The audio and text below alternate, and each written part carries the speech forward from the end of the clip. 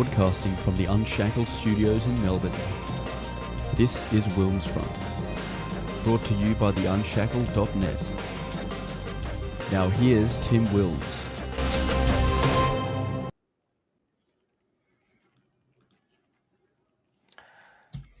Hello everyone and welcome back to WilmsFront for a new featured interview program on this Sunday, the 10th of November 2024. We are broadcasting live on the WilmsFront YouTube channel, the WilmsFront Odyssey channel and the WilmsFront Rumble channel. If you have any questions or comments for my guest tonight, please put them into the live chat.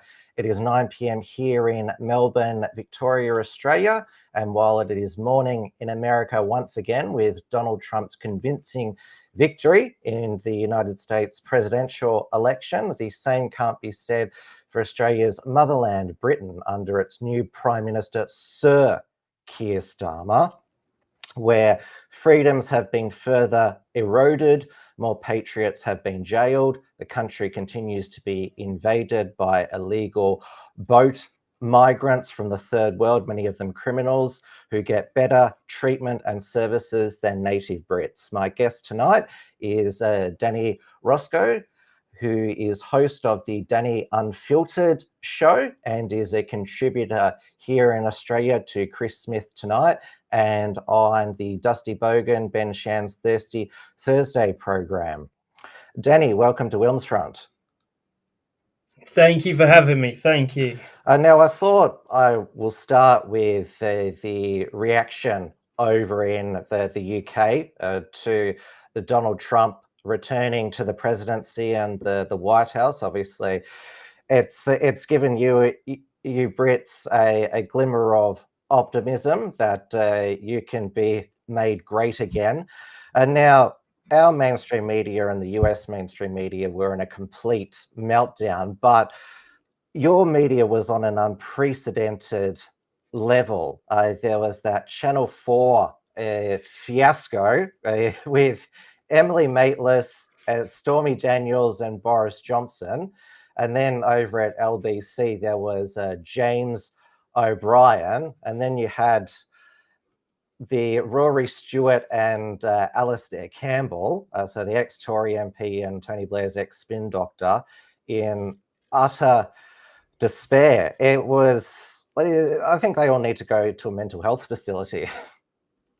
Yeah, definitely. They all need to go and get a reality of life, because all these people that have the huge meltdowns on TV, they're either BBC establishment media heads, or they are posh people who do not know what the working class is about, do not know how we actually live our lives and our concerns and everything else. They're through, their rose-tinted glasses and everything. If they're not in trouble, and the reason I think that they've had this meltdown is because the working people have got the monopoly on the media, and it's not the media that they are used to, because our media can't be manipulated in the same way as legacy media can.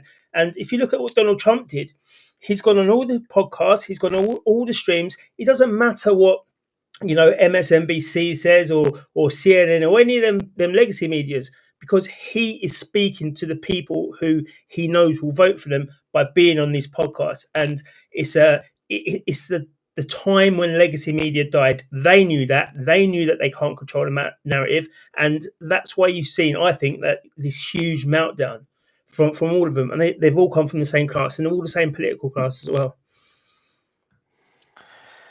And now, your Prime Minister, Keir Starmer, he's been very polite in both his official statement and in his statement in the House of Commons, and so has his Foreign Minister, David Lammy, who is, we've seen some terrible politicians in Australia during our time, but your new Foreign Secretary, we have a lot of British expats watching the Unshackled and my programs. So they're familiar with him. He is an absolute clown, just obviously a complete racial grievance mongerer with his reparations push, but also not very intelligent either.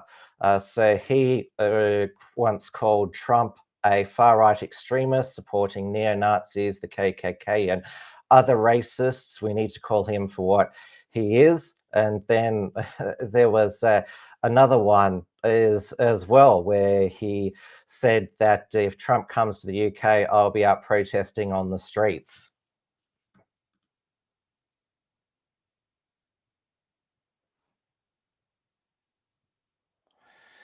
Are you there, Danny? Your image is frozen. Oh yeah, I'm here. You was one frozen on mine. I'm back. Sorry about that. Is it? I don't know what happened. But yeah, I missed that bit. David Lammy, what a clown he is. Basically, what I was saying. You know, these people have been, 14 years in opposition, and they've had that student mentality, student politics mentality, where they can say what they like to try and get, their core base aroused, and know that they're fighting. But when they actually come into politics, they've got to start eating humble pie. This is the same David Lammy who said that he'll be happy to arrest Benjamin Netanyahu, the same person who says that the Azerbaijan genocide was, good for the freedom fighters. This type of person. So when he goes and he says that Donald Trump is a neo-Nazi, and then his excuse is, I've sat down with Donald Trump, so everything's okay. No, it's going to be a very tricky 4 years for David Lammy and the British government as well at the moment, when they're going to be speaking to Trump. He might have said to you, or he might have insinuated that everything is okay, but when it's a one-to-one meeting and you want to get something from America, I'm sure it's going to be pretty different. And that's not going to be because of Donald Trump wants to try to hurt the UK or whatever, but it's going to be to humble these people, to say, you've said these things and you've now got to retract. If you want what you want, you have to retract what you say, because you know me now. And David Lammy did actually say that. I know him now. I've sat with him now. So that there, I think, is the start of David Lammy doing a U-turn, something that he says that no MP should be doing. He said in an interview, it's old news. They're lucky that Donald Trump is much more forgiving and merciful than they betray him, the media and all these leftist politicians. I mean, he has his vice president now is reported to have said back in 2016 he might be the next Hitler. Obviously realized what an idiot he was. But it's funny to see them just basically all suck up now, and because obviously they know that Trump, his book is the art of the deal. They want a good deal for Britain. It's the same with our politicians here. Our Prime Minister Anthony Albanese. They recently met, Keir Starmer and Anthony Albanese, at the Choggum at Samoa. And I know that Keir Starmer, he always says, my dad was a toolmaker. Our Prime Minister Albo, as he's known, always says, I was raised in public housing by my single mother. So we basically got a similar politician, Prime Minister here. Yeah, these things that they say is kind of them knowing how far disassociated they are with the people they are going to be, prime minister over. So they've got to try and say that, I'm like you as well. My dad was a toolmaker. Yeah, but he didn't actually say that his dad had a big share in the factory that he was the toolmaker for. These little things that come out later on, but Donald Trump is not going to forget this. And I'm pretty sure when he comes to the UK and he gets the State of Union address, in Parliament, everyone's there. I'm sure he's going to do the roast that he is more accustomed to, in America. And he's going to put them all on blast. He'll say exactly, what he thinks of each and every one of them on the biggest stage of them all there. And it's going to embarrass them. But this is an embarrassing government we've got. The world should be laughing at the UK, to be fair. I'm surprised they've given them so much mercy. Is David Lammy, is he actually serious and going to actually pay out, well, from the British taxpayer, reparations to? Have you calculated how much you're entitled to in reparations since you're part Jamaican, or would you have to maybe give some? Have you done your calculations? Yeah, I don't think I'm the right type of Jamaican that they want to be giving the reparations to. Somehow they'll find the clause in there that I'm part of the, I'm part of the slave owning people. But again, Like this is, Kamala Harris's yeah. family. It's ridiculous the amount of people, like David Lammy, who legitimately, think that they're going to be doing this great reparations, and like Kamala Harris, thinking that they're going to get the black vote. And this is all that is destined to do, is to try and get, voting back onto racial lines. And, hopefully we in the UK have seen that it doesn't have to be that way. We can have a unification, but for sure, I won't get any reparations. I wouldn't dare for any reparations. And if there was, I probably would have to go to Jamaica and have my own audit to see how much they have benefited from being part of the UK. Because I'm pretty sure that if the UK didn't go and stop the slavery, then the island that was built for many slaves were on there, would continue to be under, some type of Arab rule, and there still would be slaves. So I want to say how much they've benefited first, and then we can go from there.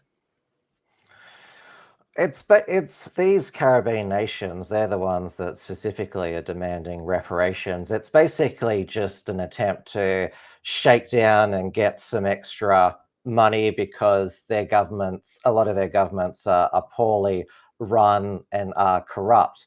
Our foreign minister in Australia, Penny Wong, she was born in Malaysia, but she hasn't talked about reparations at all. A British imperial countries such as Malaysia and those on the subcontinent aren't interested in reparations because they're countries that have built their own prosperity, and the colonial chip on their shoulder, these leaders of these nations. It's basically because, well, they haven't run their countries well, and so we've got to blame somebody else. And it's exactly that, and that's critical race theory 101. That's how that it's been put into these governments, when they have to blame somebody else rather than seeing the fault within themselves and trying to rectify it. But these Caribbean nations as well, these are the ones that are saying that they want to become a republic. They want to come away from the crown, but then they say that they want reparations. So if they think that they can try and hustle us for a lot of money, and it to be given, because if it is going to be given, this 4 years is going to happen with the king supporting reparations, with the government supporting it, with all these people, Bill Gates and all the World Economic Forum people having backdoor meetings in Downing Street. This 4 years is going to happen, but if they think that they're going to take the money and then become a republic, then that's a different story. But as you said, they're poorly managed nations, so no matter how much money that we'll give them, 20, 30, 50 years down the line, they're going to be back to a worse situation than what they were before. They need people to manage them. I always call it like the corporate structure. These nations that we've taken under a Commonwealth belt, they're good for us, but we are good for them as well, because they have a top manager who can oversee what's going on and just making sure, little tweaks here and there, if need be, just to make sure that they do become prosperous as well. But as I say, critical race theory, it fries a lot of these nations' minds, and they're run by Marxists. They're run by communists. They're run by all the worst of society. And whilst the good people who are working hard, who will be brilliant politicians, they can't become what they could do because they have to work. They have to be down in the struggle of life, and that's where we are, sadly. Now, over in Britain, it is Remembrance Sunday. So that is on the Sunday closest to Armistice Day, which is tomorrow, the 11th of November, the anniversary of the armistice at the end of World War I. It's it's Britain's biggest Remembrance Day for the veterans. It's just called Remembrance Day here. Our big day remembering the fallen is Anzac Day, April 25th, which is the anniversary of the Gallipoli landing in 1915. But I always notice in the lead up to Armistice Day, all of the politicians wear their remembrance poppy, though there is apparently this year there is a progress rainbow poppy, which the money goes to the Stonewall LGBTQ charity, and the British Legion, which organises the Poppy Appeal, I think that's what they're called, is okay with this. Yeah, because they have to be. You know, they are the British Legion is predominantly run by old veterans and things like that. I don't know about the higher up in the CEO whether or not they support the Stonewall's embrace and that. But again, everybody has to do what these big companies like Stonewall say, because they don't want to be called not progressive. They don't want to be called transphobic or homophobic and these type of things. And again, it's bringing in a certain type of politics into our political discourse, into our normal discourse, because they say it's only 3,500, I think it was, of these rainbow poppies. There shouldn't be any, not a single one, because everyone, whether or not they were homosexual or not, okay, they are fighting for the country. So they all should be under the one banner, and that's for Britain, and the more they try and divide it, the less appealing it gets. And that's probably what they want to do, try and change our culture. There was 2 trans people years later who fought in the year who went to trans. So that's their reasoning why it should be inclusive. And again, I have to ask the people who of Stonewall, I email people at least regularly, you're celebrating the fact that these people who are homosexual were in the war. Okay, fine. But it was an illegal act back then. Okay, it was only in recent times that it has been, it's been decriminalized. Before that, it was an illegal act. So what's the point in it? Because you should be saying that these people were still under a criminal act and they couldn't have their freedoms. They still felt the need to fight for the country because that was a greater freedom. But they don't seem to do that. They just want to focus on the rainbow stuff. And if you don't support it, then you're homophobic. And there's been many people that have walked past the little poppy sellers and that, and I've seen it on there. I've tried to challenge them. They have no idea. They're generally elderly. They don't want to know. But I say I can't give my money to you because you've allowed that to happen. That's it, and that's how it's going to go. But we'll have to see next year on how bad it gets, because this is the first year they've truly promoted it. And also it's the first year that the Pali-Nazi people have said that they're going to be doing their own celebrations of their own martyrs in Palestine on Remembrance Sunday. So this is where it gets to. You have a poppy, you become inclusive to a certain lobby, that certain lobby is connected to this lobby, and then all of a sudden you've got a whole side of a far left organization, organization, I guess, trying to disrupt a culture, a historical event that's been happening for years and years and years. Or maybe they'll get their own memorial, a war memorial next year, because Rishi Sunak, when he was Prime Minister, announced that there'd be a dedicated Muslim war memorial that was lobbied for by his ally, now Sir Sajid Javid, ex-Conservative health minister. And it's supposed to be fighting under the one flag, the one empire, but you've got basically look at the diversity of all of the different soldiers. It has to be all about that. Yeah, it's hilarious for me, because there's a diversity of all these soldiers. Everybody wants to have their own little war memorials and this for that, yeah. But the Gurkhas, Okay, every single year the Gurkhas go on hunger strike until death. Okay, 2 years ago, I think it was. Yeah, 2 years ago, one had a heart attack on a hunger strike, and the other one was took into hospital because he was very, very unwell. And what happens when they go is other people come back, and that all they want is a decent pension, right? And that's all they are fighting for. They fought for the country, and they fought for.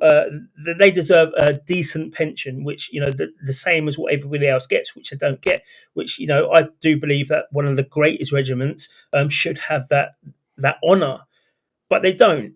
But they want to put in millions and millions of pounds to these lobbies because the Muslim groups have done it. Stonewall's getting involved. This is why the UK needs to really fix themselves up, and really, if we are going to start doing things down the racial lines or down, cultural lines, whatever, it's got to be proportionate. We've got to say, okay, then fine, we've got to give the Gurkhas this stuff, and we'll see how many Muslims were actually that effective in the army, because we've only got less than 500 people in the UK army now who are Muslim, but we've got 40,000 people on the Islamist terror watch. Okay, so it's proportionality. They can have a small war memorial if they want, but they're probably desecrated themselves. So let's get it all into order. The Gurkhas way more highly above anyone else, and yeah, if we're going to do this, let's do it properly. But it's not. It's all done through lobby groups, and the UK doesn't really understand lobbying. They will just have a group of people. We want this. We want this. All right, and cool. We'll give it to you. It's never a two-way street, and it's absolutely ridiculous. And for us as people, there is nothing. There's no. Let's do it this way. We're gonna have a Muslim war memorial. We'll have a very small plaque with the two trans people, and we'll have another plaque for the gay people. What we're gonna have for the white majority? Let's do it. Let's have a white war memorial. They would never do that. Yeah, They that would way, never do. But let's do it. If that wouldn't we're be. gonna go down these routes. Or if you just called it an Indigenous Brits War Memorial, There we go. maybe that would, because in Australia it's okay to be an Indigenous Australian, but obviously over in Britain it's not. You're not allowed It's to even call worse. yourself. Well, BBC has tried to convince young people that black people have been in Britain from the start. Well. So basically, that white people are not indigenous to anywhere. No, that's what they try and do. They found one person, which has been debunked now. They found one person, Cheddar Man, who they said was black, and it turns out that he was Catalonian. And they do try to say that the black people were here from the start to the schools, and again, that's the way that they do teach history on a racial line. But I don't know why there's an attack on white people, not only just in the UK, in America, and most of the Western world. And now, in the lead up to last Remembrance Sunday and Armistice Day, the authorities took down the Union Jacks on the cenotaph, which is basically it's a tomb of the unknown soldier. And when the Patriots, led by Tommy Robinson, he won't be able to be in London for this Remembrance Sunday, Armistice Day, because he's been imprisoned again.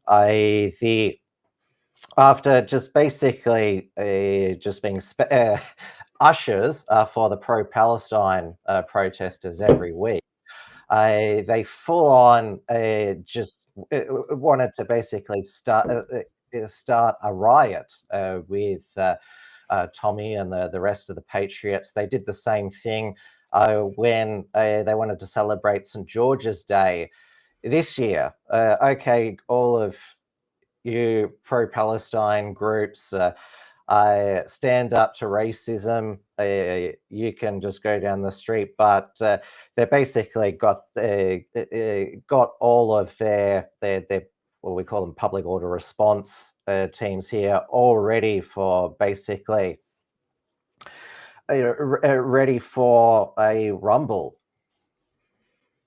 Yeah, That's what they did last year. They whipped it up. Suella Braverman said, the pro-Palestinian march, it shouldn't happen. And let's get it right, the context right of last year, because it's been many times put out of context. The context was this: they said they were going to walk to the cenotaph, like what they said in Birmingham today. They're going to be going to the Remembrance Days. So Tommy and the people of the football lads, the Democratic Football Lads Alliance, they said, we will defend it then, because this is our day.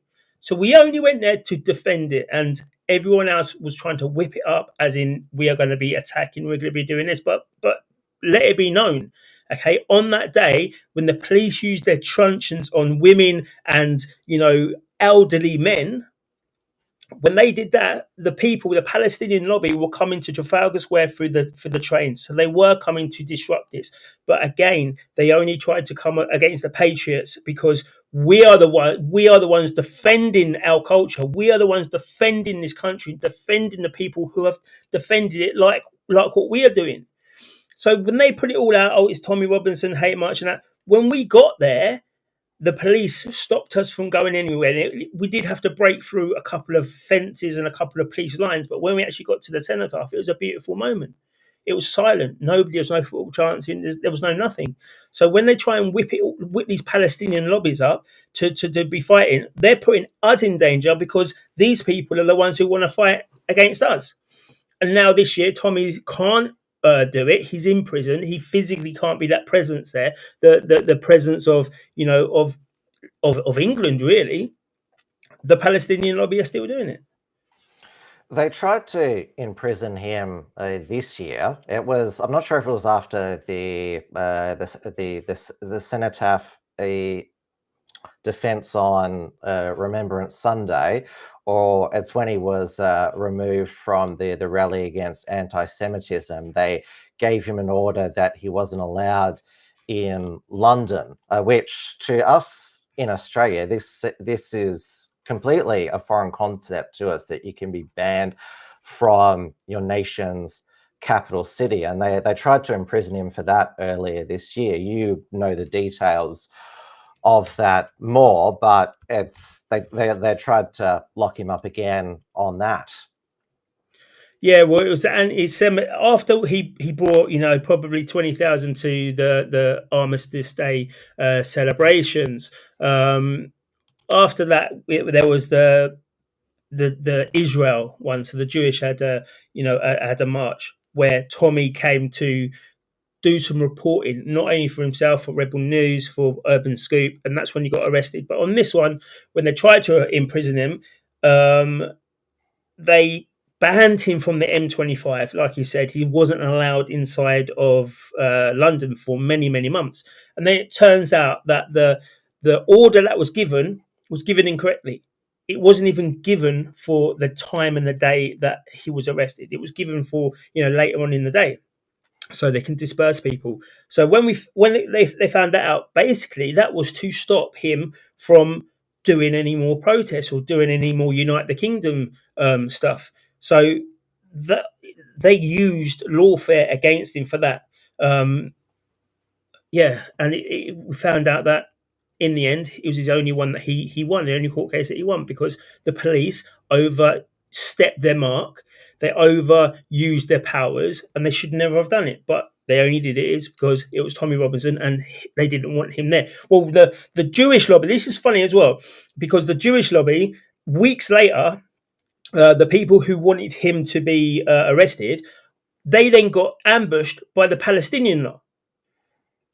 They got told themselves they weren't allowed to be journalists. They had to leave the area, but they didn't get arrested, and they didn't spend months and months and months not allowed into London, or not allowed to do any, not even journalist stuff, anything. And he lives within the M25. To get to Luton, you have to at some point go inside the M25 boundary. But yeah.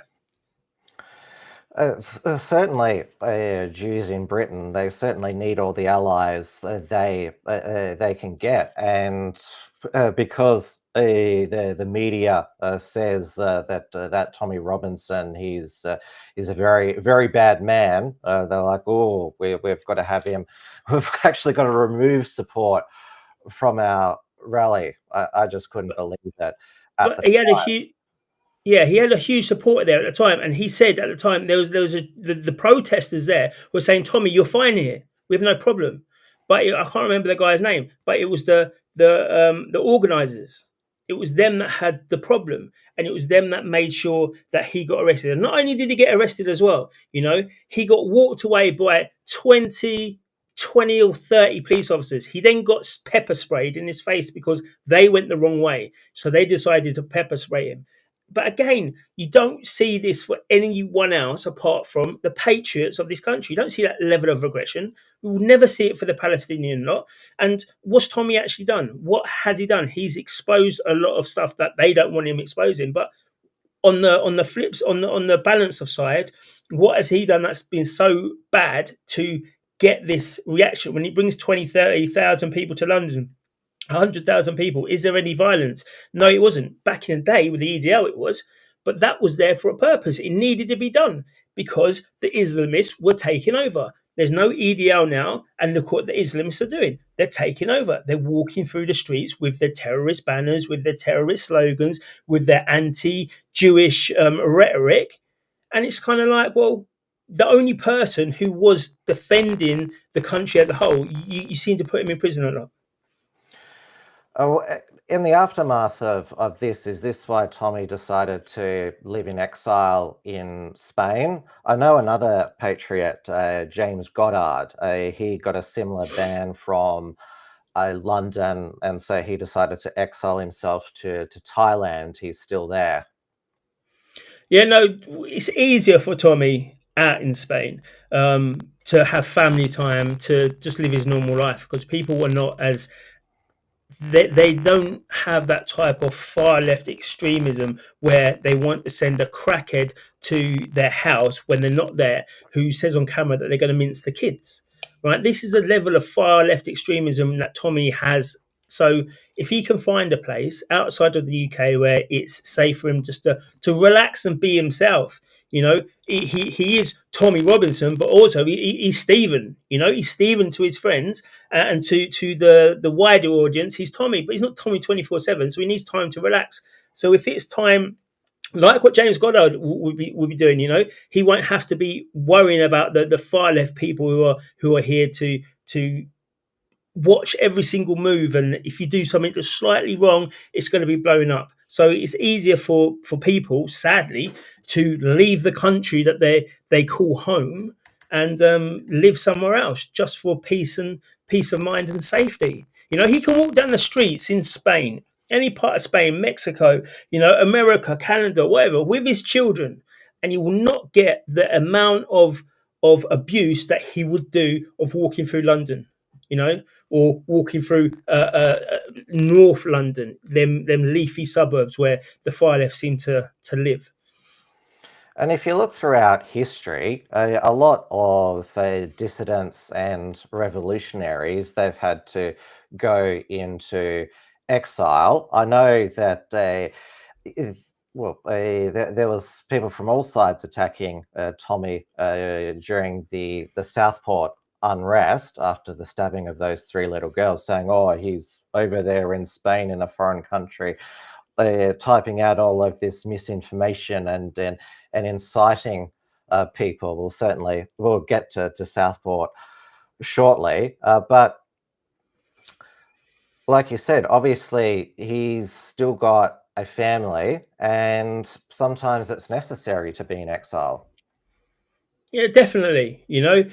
People who are very effective need to protect themselves more than anything. We see that, and as you say, throughout history, and even now, Donald Trump, how many times when he was just going through the elections have they tried to kill him because he is very effective? So there's the level of, like, my level where I can just go certain places and people will be like, "Oh, Danny, you're this, that, and the other." And then you got the Tommy levels, the Trump levels, and all that, where you have gangs of people actively trying to hunt you down and find you. And they were saying that, "Oh, he's in Cyprus, he's here, he's doing that, and he's doing his hate on the Southport riots." Hang on a minute, BBC. Hang on a minute, ITV. You should be covering why the so-called riots were happening.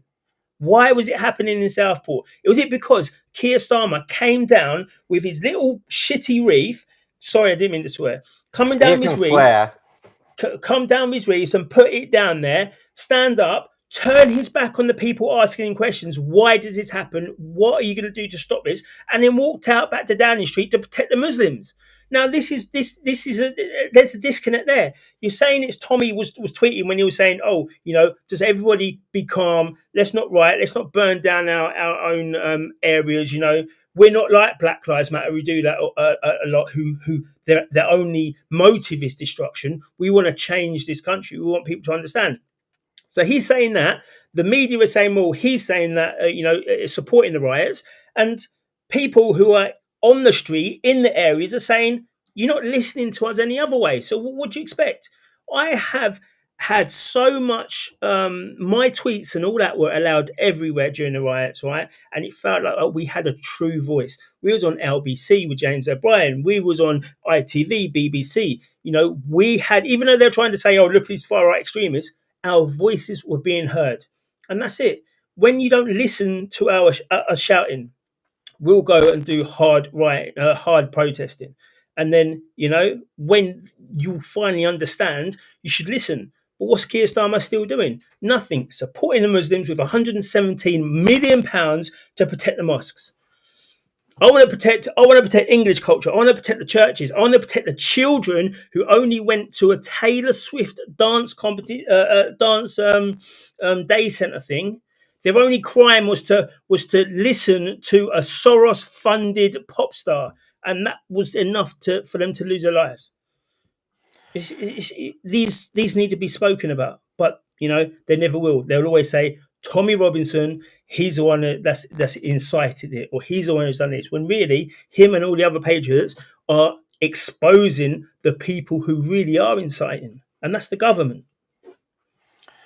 And we should remember those three little girls who died at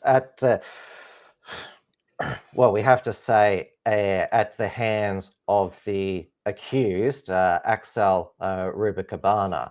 So the victims were 6-year-old Bebe King, 7-year-old Elise Stancombe, and also 9-year-old Alice De Silva Agrua. It was...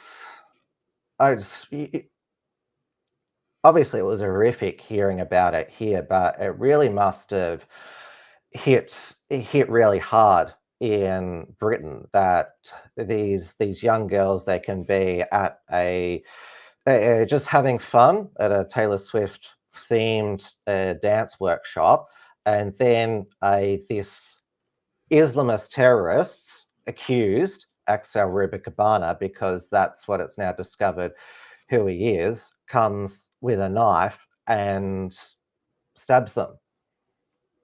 Exactly, and this, from the start, we knew this crime wasn't an English crime. English people don't do that. It's like when you see, people being assaulted and they say it's two men. That's not an English crime. That's not what happens. Yeah, English people do have, the worst crime, the Soham murders. He was there helping people hunt for them, knowing what he's done. So I'm not saying that we're not monsters as well, but it's certain crimes to certain cultures. And we knew that crime wasn't there. So when we was putting it out, what we believed that was there, yeah, it was true. It's come out now. It wasn't a Christian guy. The guy is being radicalized. And, I will always stand on my truth. But I asked the government as well, this is something that horrific happened. Why isn't he got 20 years in jail? Why is he afforded the trial and afforded the high level barristers? Yeah, how come if you when people express lock up these patriots, how come you can't express have like, who else did it? Like, this is the thing. Exactly, and that's what this is what the government doesn't like. It goes back to the start with Emily Maitchus and all that, crying over Donald Trump and how he came to have one of the biggest, election victories for the Republican Party, and it's because of alternative media. Alternative media put out, I've got it here, the 1st of April and 1st of August, I think it was, on my Twitter. I've got a screenshot of the guy saying that the police had already been round to Axel's house about radicalisation. This is why it's been quashed. You look at his Instagram, it was all Christian verses, and you're like, no, something doesn't make sense. So alternative media was pushing the truth, whilst Keir Starmer actively knew that the guy had rice in. He knew that he had a jihadi handbook. Come on, I haven't even got a jihadi handbook. And if I have a what's it called, the anarchist cookbook that I can buy on Amazon, go over to jail for 5 to 10 years. I'll go to jail, right? But yet he's got a jihadi handbook, and he's not even classed as a terrorist, and it's been suppressed. And because the alternative media got it, that's why they were locking up innocent people that's going out. And again, it's taken the life of Peter Lynch. He couldn't take it because he was an everyday granddad. He only wanted to protest for his grandchildren. And then he was put in with all the degenerates of society. And obviously his face and his crime at the time as being a far right nationalist was put inside every jail because they got TVs. This was deliberate by Keir Starmer, but he is a far left person. He's a very, very dangerous person. And the media and a lot of the authorities said that the suspect is a child and a boy because he was 17, and the suppression was thankfully lifted. It was 6 days before his 18th birthday, Axel Rubicabana, and then the narrative was, he was a Welsh Christian choir boy. And I remember that Katie Hopkins, she, in a crude and humorous way, saying that just because you hover your vagina over Wales and then give birth to a child doesn't make them Welsh. But they used the photo of when he was, it looked about 12, 13, and he'd appeared in a Children in Need Doctor Who a fundraiser when he was 12. So there was all this it's always when it was a terrorist attack, even though the police are calling it. It's always about, I know that the left and the authorities about the rights of the perpetrators, not about the victims. Well, unless the perpetrator is a far right extremist. Exactly, and that far right extremist is usually just a concerned citizen. Let's get it right. Even we have the sketch. I don't know if you have it in Australia, but when you go to into court, you get sketches for the news, right? So the guy sketched somebody, and he's got his jumper over his face. So even now, I'm saying that they're trying to hide the fact that he's got a big beard. That's why they've done it. They're still trying to go down it. The guy is a Christian guy. But my narrative that I want the government to speak about, and I want people, the political parties to speak about, okay, cool, let's say that he is a Christian, right? He grew up his whole life being a Christian. Let's forget about the instances of his family and what they did in Rwanda, right? Because we'll put it to one side for the moment. But he was a Christian, and he was a good God-fearing Christian. But this shows the how dangerous Islam is. Okay, because when Islam infected this Christian person, right, who they're trying to say that was God-fearing and was a good person, when Islam infected his brain, he wanted to behead children. That's what he was going for, right? Even if he wasn't beheading them, he killed children. This here shows how dangerous it is. And that's the conversation we need to be having. And that's a conversation that the whole of Southport will be wanting to have. But again, that's not what he's done. It's the saying that it's this Welsh person who is a Christian and he's a good. No, he's not. He's a monster. He's not a good person. He's not a Welsh person. He's a Rwandan, first generation Rwandan immigrant. I'm a first generation Jamaican immigrant. I have no qualms about it. It doesn't mean for me, nobody can say to me, oh, you're not this. Well, actually, factually, I am. That's what I am. I'm not ethnically English. It's a fact. Let's not cry about facts. This is what the fact is. And this guy, he wasn't a Welshman. He was a Rwandan first generation immigrant, and he did a monstrous act under the guise of Islam. I don't care what people are saying. Lock me up for it. I'll take it. That's the truth. How was he radicalized? Was it online, or was it at a mosque? There's Exactly.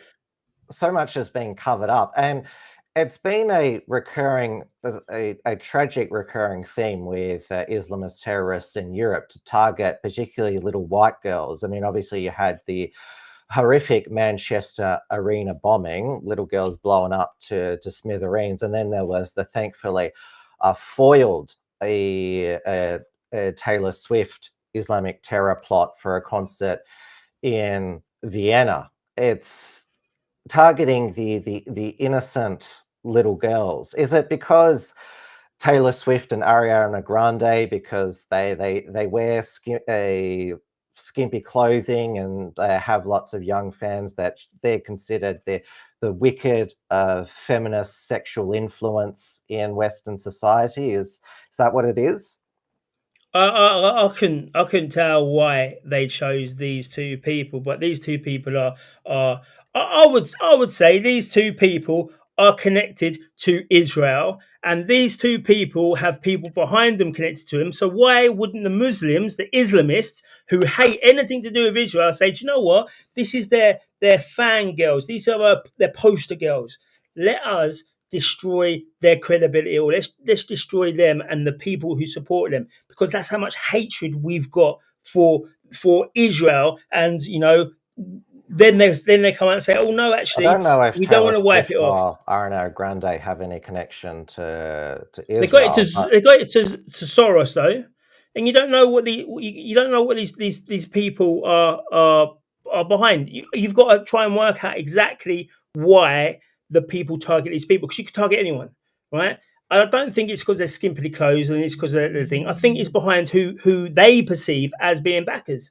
Because it's political Islam, isn't it? The Islamists are political Islam. They want to strike terror. They want to strike their own stuff on the so we're policies, all and it's infidels working. to the jihadis, us non-believers.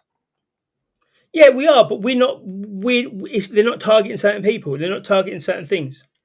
And to me, Axel Rubakabani could have done anything. He could have gone anywhere, right? But he chose to do that certain thing. Why did he choose to do it? Was it a message? Were they sending out that we don't know about? But the higher up people, the people of MI5, the people of anyone else, the higher up, is that what they're talking about? Because we have an anti. We have an oh, it's my alarm. We have an anti. We have a pro-Palestinian lobby going on who hate Israel. We have the Islamists going on who will be supporting the Palestinians. So why not? The place Israel is in the Middle East is causing a problem to all the Islamists, because they can never make that a caliphate. They'll never be able to say, the whole of this area will be an Islamic caliphate because of where it's located. And I think that's got a big thing to do with why is constant wars going on, and they want them to go. It's because they can't make their caliphate, and it's always going to be connected to the West, and the West can stabilize it. You don't have it in Africa so much. You don't have these you do have beheadings and things from the Islamists, but there's Oh, well, not. there is Boko Haram in Nigeria, kidnapping Nigerian Christian girls. Yeah, but Boko Haram staying. They're not. It's not constantly on just one area. It's not constantly like on Nigeria. They'll go. Boko Haram will go all over the place. I think Boko Haram went into Kenya as well to do their stuff. So there's a reason. There's a thing behind it, and I don't know. To answer the question, I don't know, but I do think it's all behind these pro-Palestinian lobbies who are trying their best to get the whole world to back them, and then put Israel on some kind of second tier. Now, was it a coincidence that after Tommy Robinson was imprisoned for 9 months, it was confirmed that Axel Rukapagana was charged with possessing terrorist material and possessing ricin? It has been confirmed by Merseyside police that they delayed the release of the charges by 2 weeks because they were worried about potential Black Lives Matter style riots after the police officer Martin Blake was found not guilty of fatally shooting Chris Carver a black man who rammed his car into a police car, two police cars, one unmarked and one that was visible. So we've got that admission, but surely they would have raided his home immediately after and found them. Did they not want to? Because they were saying at the time, Keir Starmer and your Home Secretary Yvette Cooper, it's disinformation to say that this is a needless attack. They must have known. Yeah, 100%. They knew straight away. They knew within hours. Within hours of who they knew who he was, they knew exactly. And again, they knew exactly where he lived, who his family were, why his family come to the UK, under what circumstances. They knew exactly what people radicalised him, what happened, and then they were looking within hours of it happening, what happened in Southport.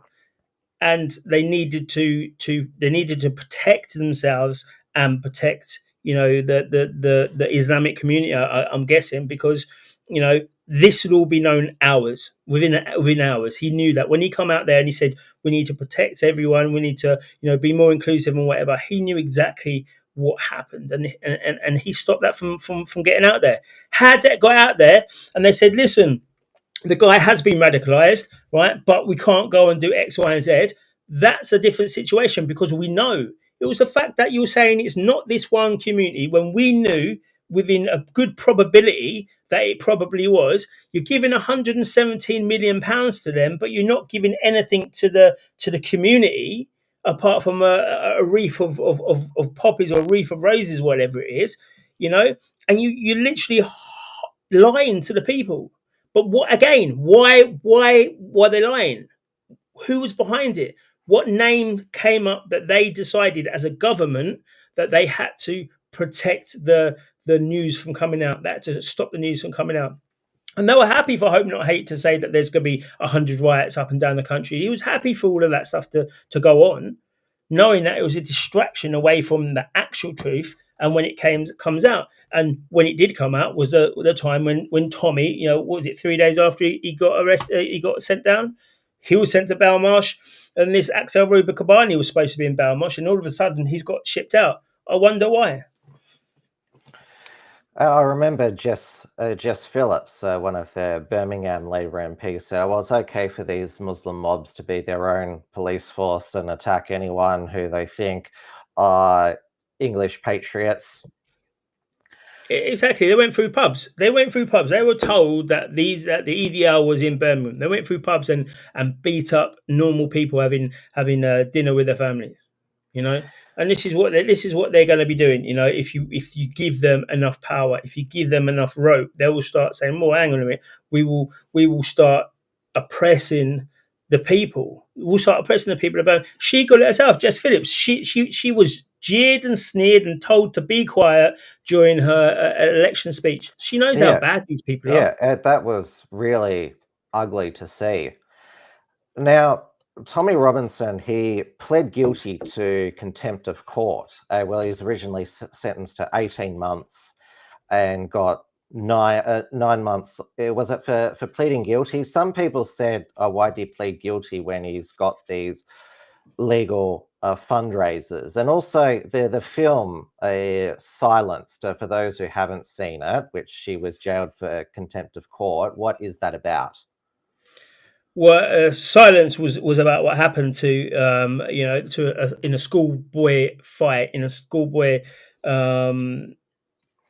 argument between two people that turned into a national storyline where Jamal, a Syrian, I think he was Syrian or whatever, a refugee, was having a fight with Bailey, an Englishman, who put some water on his face, and that was about it.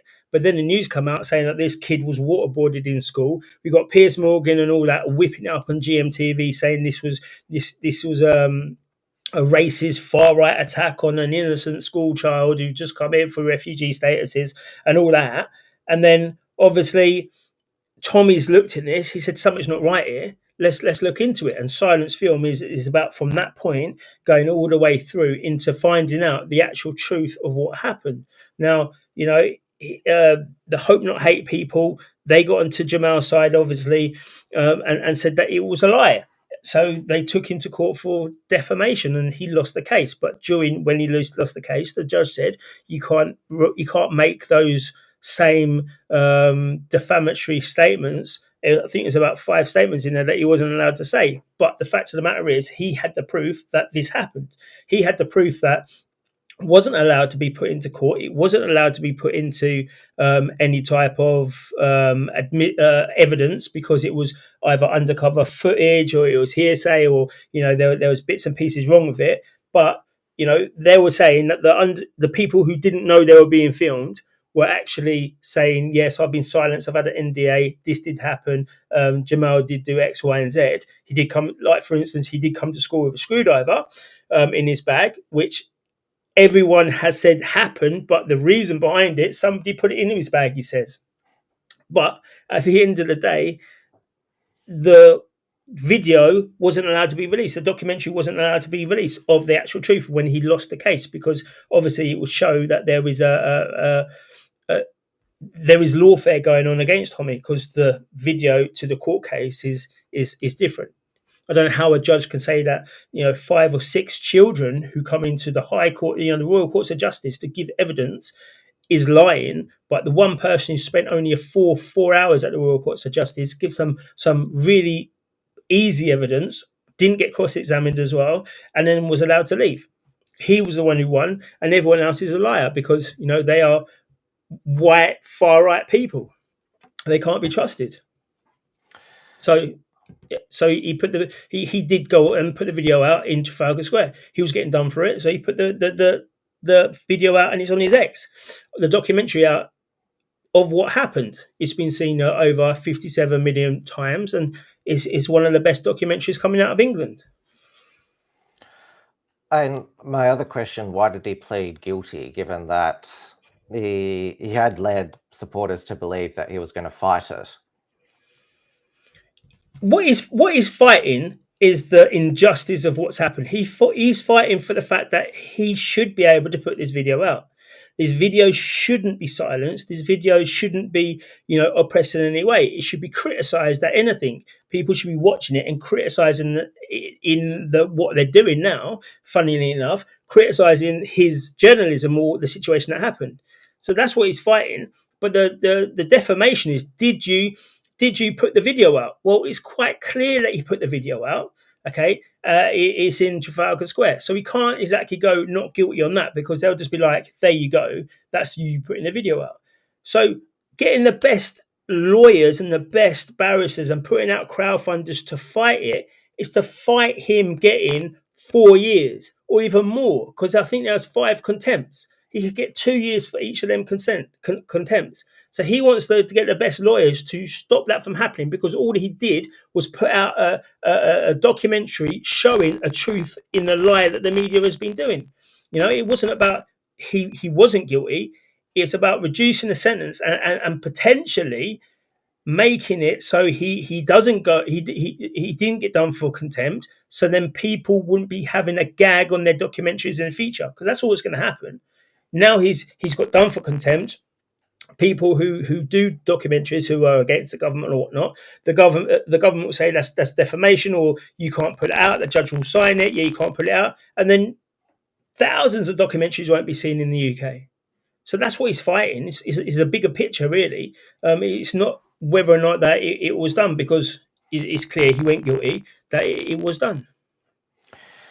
And now, Tommy Robinson has survived in prison before. The last imprisonment was also for, was it contempt of court or breaching a suppression order, because he was filming outside of a grooming gang trial, and because he was covering it for, I think it was TR News at the time. And so he wore that shirt in jailed for the crime of journalism, but you had all the mainstream media journalists, he's not a real journalist. And you have somebody like Piers Morgan stuck up as well, saying the same thing. So it's not his first time in prison, but it doesn't mean that something could happen. No, it's not the first time he's been in prison for contempt. It's not the first time that he's been in prison, in my opinion, unlawfully. The first time was when he took them grooming gang people and he said, what's your best option for today? The case had already been done. He looked on the board and there was no journalist restriction. The case had already been done. They were going for sentencing, but still he got done for contempt of court. And I forgot what the question. Oh yeah, I've got it now. It was contempt in court. So he does this all the time. He gets arrested, puts in jail because the state doesn't want him to be out on the streets doing what he's doing, right? And that's all it is. By them saying he's not a journalist, it proves the point. And he is in a situation because when he was in Belmarsh, they wanted to put him out in general population. A civil prisoner, they wanted to put out in general population in one of the highest level prisons for Islamists.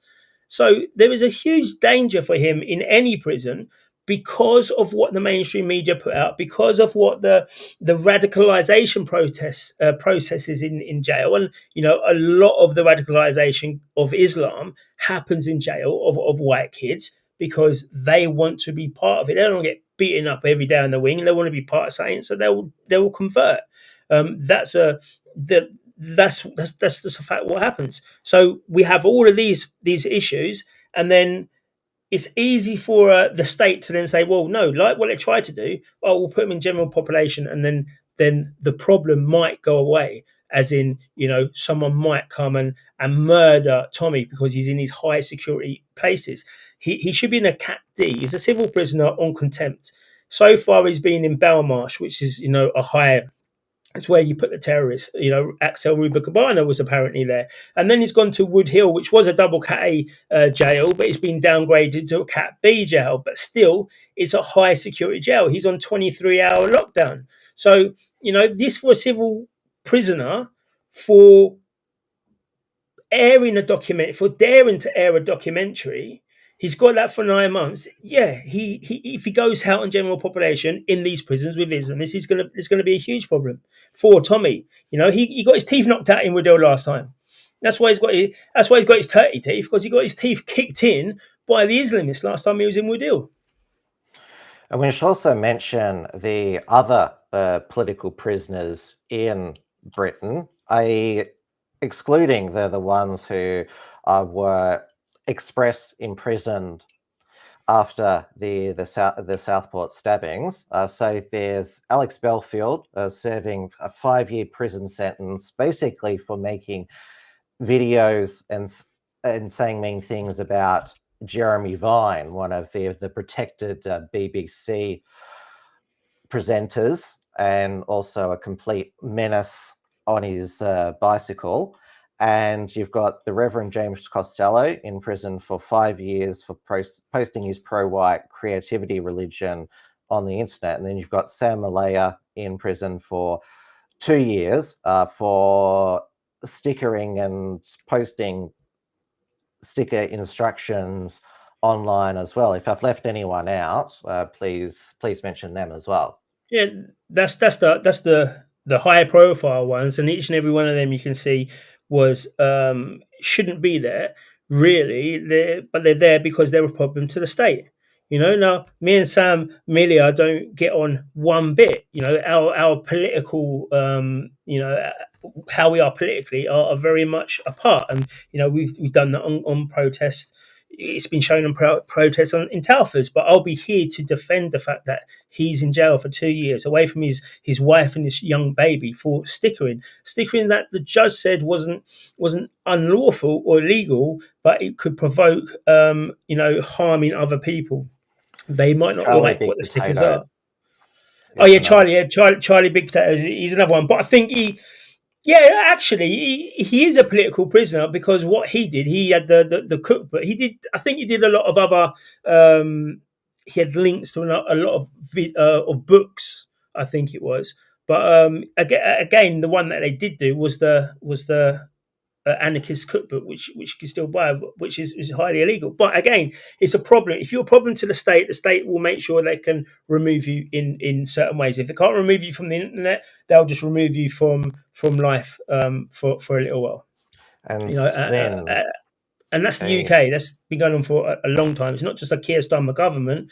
You know, it's been going on for a long time. The silencing of normality or normal speech, or even if it is inflammatory, and if you know, people should be able to say whatever they want to say, and I should be able to have the right to criticise it, as long as you're not, calling for proper inciting something, or you're going to be causing a disturbance. What do they say? A fire in a causing fire in a cinema. I think you should be able to say what you want to say, and it's down to normal people to then criticise or debunk or whatever. But it doesn't seem to happen in especially in the UK. What they like to do is say, "Well, you've got a voice.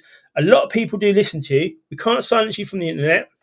We can't silence you from doing pretending putting you in jail or pretending to put you in jail, like saying we will do this.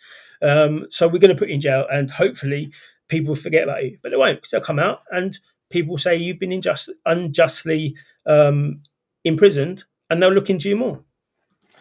Sven Longshanks is the other political prisoner. You are correct. This is like two-tier Keir. It's two-tier Britain has been happening for the past 30 years. The cover-up of the Muslim grooming gangs that happened in local authorities controlled by both political parties, and of course, it's not just the cover-up of Muslim pedophiles, but also the white pedophiles that the BBC is, and well, who was the Crown Prosecution Service director when Jimmy Savile could have faced justice, Keir Starmer, and the Mohammed Al Fayed, who also got away with it to the grave. And well, the ones who did face justice, Rolf Harris, but Hugh Edwards, the latest BBC pedophile, was given a suspended sentence because of his mental health. He'd had a hard life because he went to Cardiff University, not Oxford. So you can get away with a crime if you're a white person, if you're a pedophile.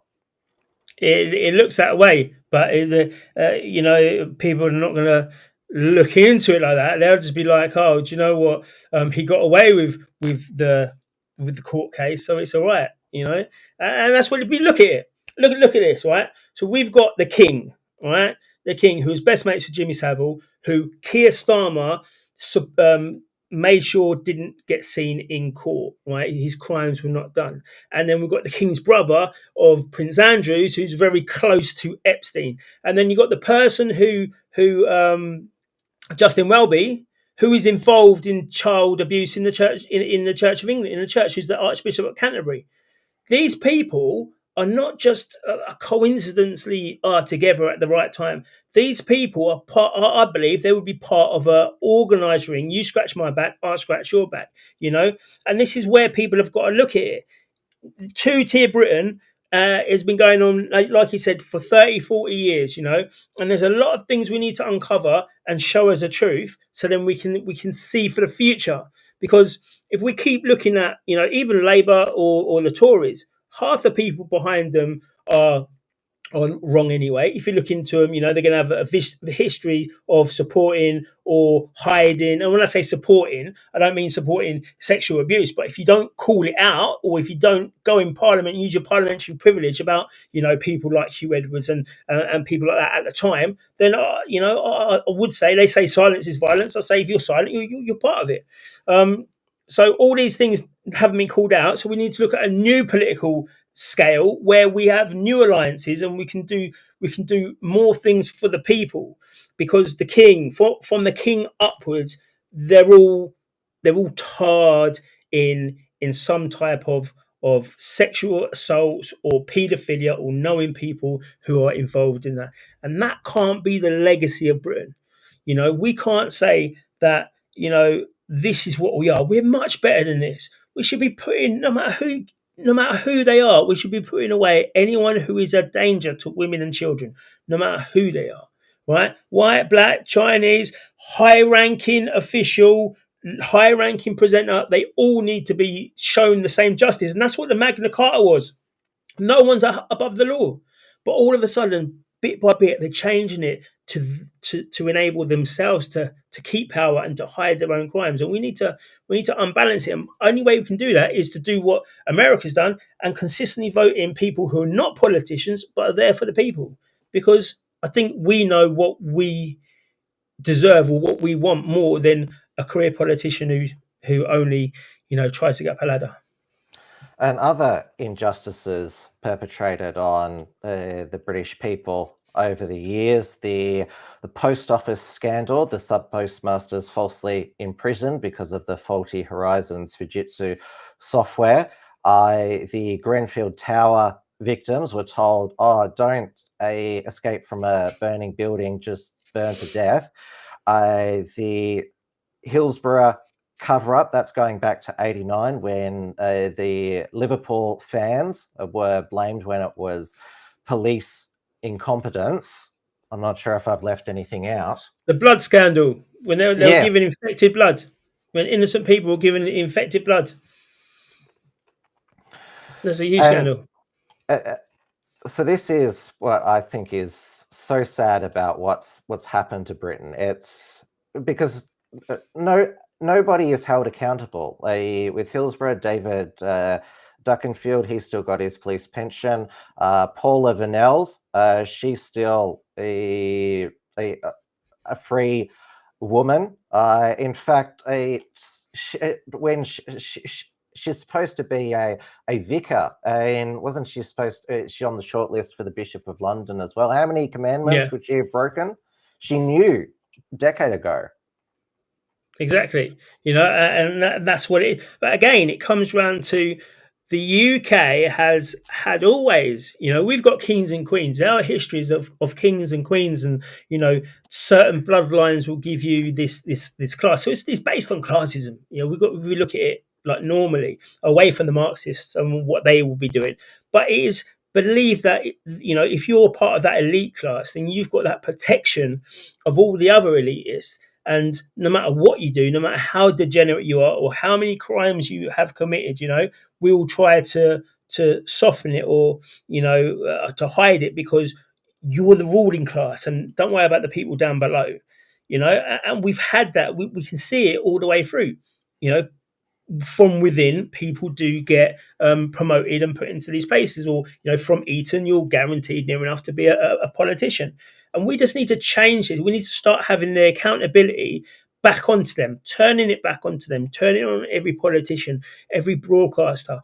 We've still got the BBC, who has the statue of Eric Gill out on their as their frontage of the BBC. Now, Eric Gill is a known paedophile. This isn't something that's hidden. You can Google him and you can see all the stuff that he did on his own family, all the nasty stuff. But his statue's still there. So this accountability has to be shown from the people to these people, and they will start listening at some point, because if enough noise is made, they have to. They will have to. And if enough. If it's done hard enough, they will have to, and that's what we need to start doing. And again, politically wise, from our local councils all the way up to people who want to be members of parliament, we've got to start looking at ourselves, not these elite class, the class that will start hiding things or will be part of it. Because you look at Nigel Farage, he was the one that was going to fight in parliament. Him and his 5 Reform MPs, they were going to fight in parliament. What have they done? They've done a few good speeches. That's right.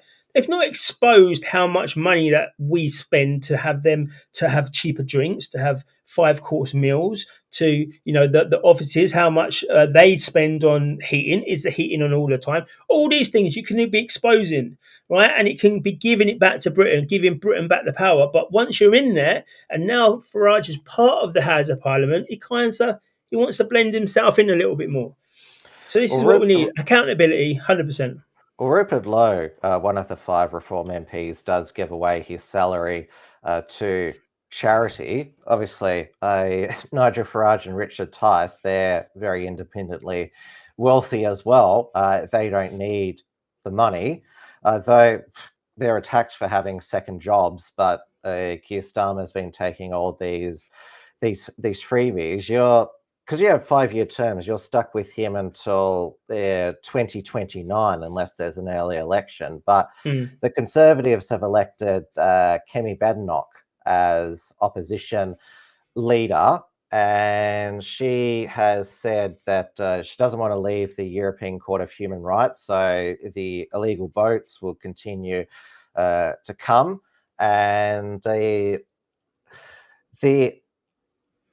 the chairman of the 1922 committee couldn't help himself when she was elected, saying, "Isn't it great we have another female leader and the first black leader?" Another glass ceiling shattered. And Kemi Badenoch is in the House of Commons, said that she's glad that there's more international students, more Nigerians coming into Australia. This is many years ago, but she was born in Wimbledon, though she was raised in Nigeria, so she calls herself a first-generation immigrant. And she's not really. She doesn't seem. She's got an incentive to basically. Well, I don't want because I was well. She was basically. You could call her an anchor baby because I came here as a first-generation migrant. I basically don't want to stop the immigration gravy train because, in my opinion, she would be more comfortable with more people looking like her. She'd feel more comfortable with more Nigerians, more Africans in the UK. And I think that's why Sajid Javid said that he replied to Nigel Farage that so what if London, Manchester and Birmingham are now all minority white cities? It's not, her self-interest is not to curtail immigration at all, legal or illegal. No, it isn't. And again, it shows that the demographic replacement is on full force. Is she good against Keir Starmer? Probably yes. If she goes on an attack, she's probably going to have a few cards. She holds a lot of the diversity quotas and whatnot. But again, the UK is a majority white country, so I'm the type of person. Now. Yeah, for now, but I'm the type of person that says our government needs to be representative of the people, and at the moment, the government is not being representative of the people. Once you had Rishi Sunak, and now you've got her, both being first generation immigrants, as they like to call it. So they're both being first generation immigrants. They shouldn't be prime ministers because he's not representative of the country. They're not going to have, no matter how they say they will, they're not going to have the same interest of the country of somebody who has a historical lineage to the country. I'm sorry, they're not going to do it. Indigenous people should be the prime ministers. But like what she's saying, she could have done some good stuff. She could have done and said, you know what, you can't say anything about me because I'm a black person, so I'm going to stop immigration. I'm going to pull us out of the ECHR. I'm going to do all this stuff, which I think Suella Braverman would have done. But we're going to pull us out of all these things. But she hasn't. And like you said, all she wants to do is softly be the person to open more doors for immigration, rather than having some, not even Nigel Farage or any of them people who do it. The only person that said it is Nick Tunconi of UKIP, is to say this has to stop.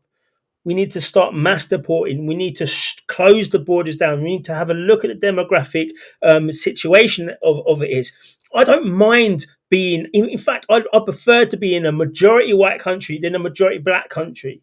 Right, that's how I've grown up. I don't mind, having all these white faces around us. So people like Kemi Badenoch, people like Rishi Sunak, people who open more doors, they seem to want this multicultural project to win, to work. And when they do that, I believe that they've got different people behind them. They're looking the World Economic Forum state of mind where, they're happy that Europe's flooded with all this immigration. And for me, they can't be people that we can support, because if we do that, it will be within another 20 years a whole different situation, because you think Manchester, Sajid Javid said he doesn't mind that being a majority brown or whatever he said, a minority white. That's ridiculous. These are cities that he's saying he doesn't mind that the white people are being ethnically removed from. That is ridiculous, because all these things will link up. All these little places link up, and you've got a huge problem. And then we'll start having the Sharia court people or the Sharia law people to say this is how we have to all live. So we're in a sticky situation here in the UK, and everyone knows it, but nobody is saying it, And what we need to do is say it's all right to be white. Yeah, this country will still carry on going, even the colonial past that it's got, the historical taking people's land. We will be all right. And then we've got to start saying, how do we get it back to that situation? Because at the moment, I feel for the country, I feel for its history, and it could be the first country, like J.D. Vance has said in America, the first nuclear armed country is under Sharia law, is under Islamic control. That's the way it's looking at the moment. So we need to say the silent bit a little bit louder, and UKIP is saying that. UKIP is saying that, and I hope that he gets a lot of Which support. is the party that Nigel Farage blew up because Tommy Robinson was hired by Gerard Batten. And Nigel Farage, he's had this really, he mentioned it in the last campaign, these young Muslim men who are not integrating into Britain, but he's preferred just to run away from that most of the time. And what is it Richard Tice called, we don't want Tommy Robinson and his lot, or that lot, his supporters, which is UKIP is, I know it's still going. Anne-Marie Walters, she was really on fire as UKIP's justice spokeswoman. Can the party, is it just going to it'll field candidates but won't get anywhere?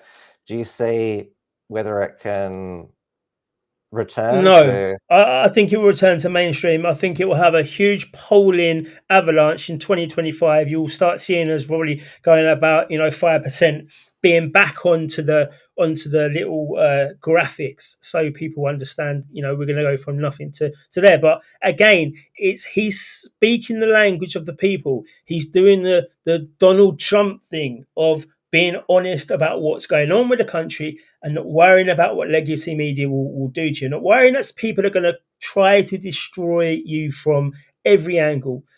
You've got Nick Tenconi has got the tenacity of saying, this is what the country needs. This is what UKIP is going to be doing. This is something that I think will come to you. He stood on the stage at the United Kingdom rally, 100,000 people, and he said the things that he was wanting. And a lot of them people would have been reform people, right? So there would have been that centre right type of demographics. And a lot of them were saying, yes, we agree with you. He was getting huge cheers. Now, that going around the countryside, if we can use social media corrective, if we can get on a podcast like this show around the world, more people will be saying, well, hang on a minute, there is a fight back in Britain. And that fight is a real fight, because we're not saying we can't mass deport people as a political. You can never do it politically. We're saying we can do it. We will do it. We will deport all the people in prison, all the foreign people in prison. Not only will we do that, if you are a foreigner and you commit a crime, you will get the death penalty. We will try to bring that back. All these things are put to save the country. And I think that once it's put out there and enough people talk about it, I think we will be on a good footing. And obviously, I'm going to do everything that I can to make it happen, And you've got to think about this as well. I say this a lot at the moment, but I come to the understanding that it wasn't not me alone or anything like that. But since I came on here in 2020 and I was getting abused all the time, you're the only black person there. All the blacks were calling me all sorts of names, and I was getting, they were trying to destroy me. I carry on. I do speeches. We've done documentaries with Tommy. I'm always promoting the fact that he's not this racist. Then all of a sudden, there's a change. there's a small change of people looking into him as in him, not what the mainstream media do. And that, I believe, is when you give someone the ability to speak a couple of seconds more than the white person about the demographic change or about Muslims or whatever. I think that couple of seconds makes people engage a little bit more. And I think if we can do that with UKIP, we can bring on the patriots into UKIP, and they'll realise that Reform is this countryside Tory seat who just really wants a little bit of money, and we are the real defenders. I think that will show it in the polls, and people have had enough. And if people don't support UKIP now, then it's gone. 5 years, 2020, goodbye England. You might as well sell up your houses and go somewhere else. But I wouldn't say that, because you'd be infecting other people because you couldn't defend your own country. So I think this is the 4 years. This is it. We've got to make sure UKIP win, and if they don't, then I think that the country would have been going in the wrong direction. The demographics would have changed so much that they support their own candidates. There's going to be a huge lobby for the Palestinian group and all that, like we've seen in our local elections. And if that's bigger than us, then that's it. We can never bring it back. Oh, the main hurdle is your voting system, first past the post, which is why Reform only got 5 seats, even though they got 13% of the vote. If you had a US style system, you could have an outsider come in and get a major party's nomination, but you have basically this rigged system where it favors the 2 big parties. Yeah, it does. But Keir Starmer, he leads the country on 20% of the electorate. So this is the way I look at it, and I might be looking at it wrong. So 20% of the electorate will vote Keir Starmer and that Labour Party and whatnot. And you've got like 44% of the electorate who are swaying or doesn't vote. So if you can focus on these people, if you can focus on the 44% that didn't vote or voted, does a swings vote, then I believe you can then control it, because it's first past the post. So there has to be there's always a way of doing things. There's always a way of making sure you can win. Tories have done that well, and Labour's done that well. But we can do that as well, because if we can get them to vote, then there's a much better chance when they vote for us than the other people, Or you target certain seats where you can probably swing it, and then you're going to get 30, 50 people into Parliament. That would be better, having a large minority in Parliament, than having no representation, because then you can start lobbying from within, and you can start seeing what you're about. But it's a rigged system. But if everyone votes a change, if everyone votes to get their country back, and that only party is UKIP, then you've got 44% of the voting population that has a good chance of voting for you. Well, I admire your optimism. It's your country after all. I just wish you all the best in surviving the remaining 4 years of Starmergeddon. We tend to look to Britain as a warning to us here in Australia. We're not as bad yet, but we're getting there. There's proposed more hate speech laws in my state of Victoria, and they're proposing at the federal level a disinformation laws. We've got mass legal immigration just accelerated since the end of the COVID lockdown. So we appreciate you fighting to save the motherland, and well, it's like I said, it's sad that we have to take a warning from the motherland in what not to do. However, yeah, it's all the way through. We're taking warning. We're taking the same from America, and of how we could possibly do it, and we've all got to work together, because it all seems to be the same. Westernized countries who are under attack. I see the Palestinian lobby from 2 years ago wasn't even in Victoria or in Australia. Now you've got this huge people protests happening, but we got to remember that we saw you through lockdown. We saw the state of Victoria standing up for the world by saying it's okay to stand up during the lockdowns. You had the tradies coming out saying we're not going to allow these people to target us as these anti-vax people. And Australia was huge in that, right? So every fight, everybody looks at the same type of people, the same countries and the same areas. And if we all do it together, I think there's a huge chance that all together we can come through the attacks, because it's happening on all of us. It's gonna, what happens in the UK is going to always happen in Australia, and then that's always going to happen in other places. So in Canada again, there's another country who seems to be under the attack of the globalists.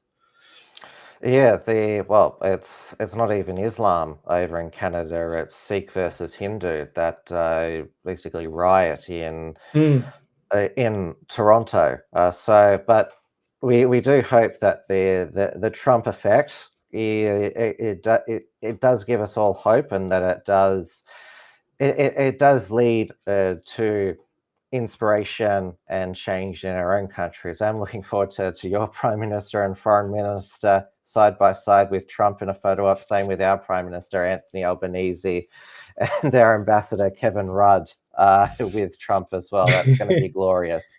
It is going to be good to see the faces at least. All right. Thank you so much for joining me, Danny. Wishing you a solemn remembrance Sunday to all Brits, because it should always remain a sacrosanct day. Definitely, it's a day that we should be honouring. We do honour, but we should be remembering as well Britain of past. We should be remembering how Britain got to the place where we had one of the greatest navies, we had one of the greatest air forces, we had one of the greatest armies, and we're only a small country, it's only a small island outside of Europe. So it's always good to remember all these things, and hopefully the lobbies against us won't disrupt or destroy something that's such a special day. Well, take care, and I'm sure that we'll be speaking again soon, probably on another Thirsty Thursday. So thank you so much for your time tonight here in Australia, today over in Britain. Thank you for having me again. Cheers for that. All right, everybody, that is WilmsFront for this week. So, of course, I'll be back tomorrow with another Tim's News Explosion, live 9 p.m. Melbourne time, Eastern Daylight Savings time, on the WilmsFront channels. So YouTube, Odyssey, and Rumble, whatever platform you're watching, make sure you give a like, comment, thumbs up, share, because it all helps with the algorithm. As always, if you want to support the work of the Unshackled, you can support us on Substack with that's where we post all our Unshackled productions, and also send out email alerts. So we've got monthly $5 per month, annual $50 per year, founding member $500 per year.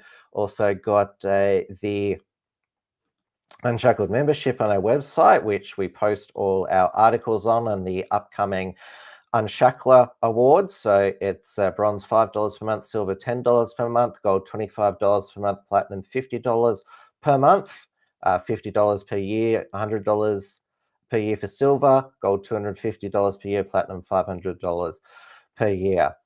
So I look forward to seeing you for another Tim's News Explosion. We will, of course, be summarizing the glorious aftermath of Donald Trump's victory in the US presidential election. The signs are good that the second Trump term is going to be way better than the first. Trump has said that Mike Pompeo and Nikki Haley, two chief neocons in his first administration, aren't going to be in his second administration. He's listening to the right people, and I'll also cover what our politicians were doing in Australia while we were all watching America. The passage through the House of Representatives in the federal parliament, the Misinformation Bill. It most likely will be blocked in the Senate, but the age verification to ban social media for under 16s. That will be passed through the Parliament next year.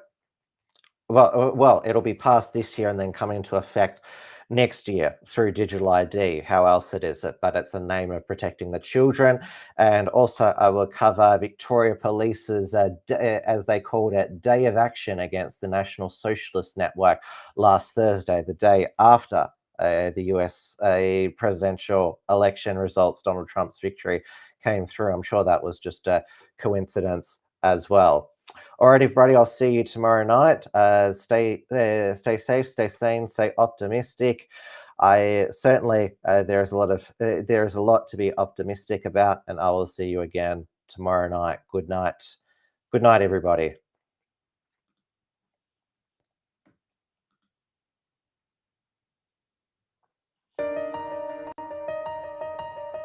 Thanks for tuning in to WilmsFront. Visit timwilms.com to view the archive of episodes. And keep visiting theunshackled.net to view all our shows. And to keep up with the latest real news and analysis.